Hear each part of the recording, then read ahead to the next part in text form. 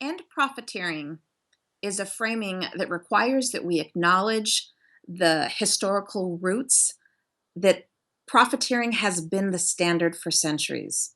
So, for example, in federal Indian boarding schools of indigenous communities a long time ago, what the schools set out to do was the famous quote, kill the Indian, save the man, which required that Native men and women, girls and boys would cut their hair and they would have to shed their traditional clothing and they would have to wear the current white suit and tie.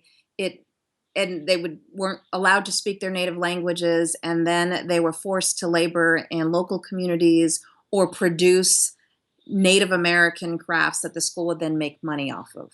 So all of these are examples of operationalizing and normalizing whiteness.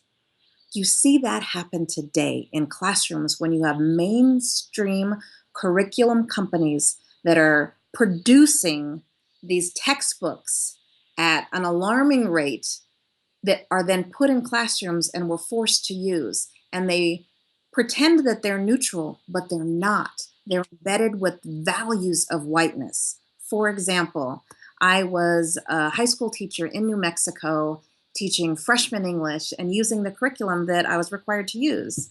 And so I was teaching the Odyssey, and one of the questions that we were to turn into a 5-paragraph essay was, in which ways is Odysseus a hero? Which is pretty standard if you're a language or high school language arts teacher.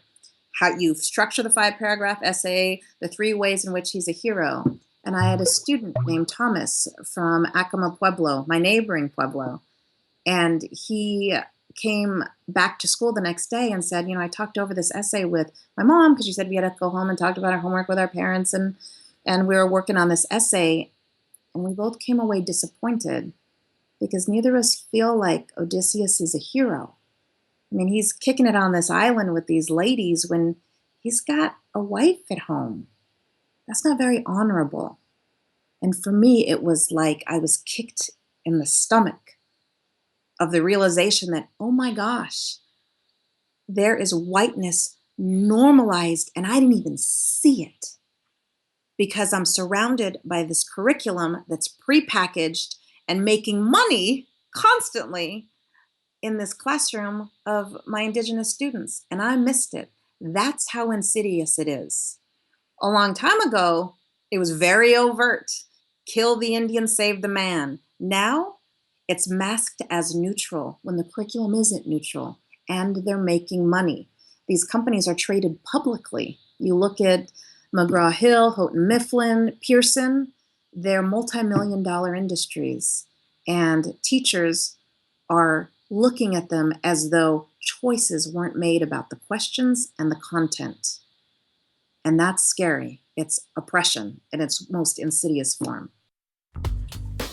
Ultimately, we want to know, do these narratives advance your own efforts?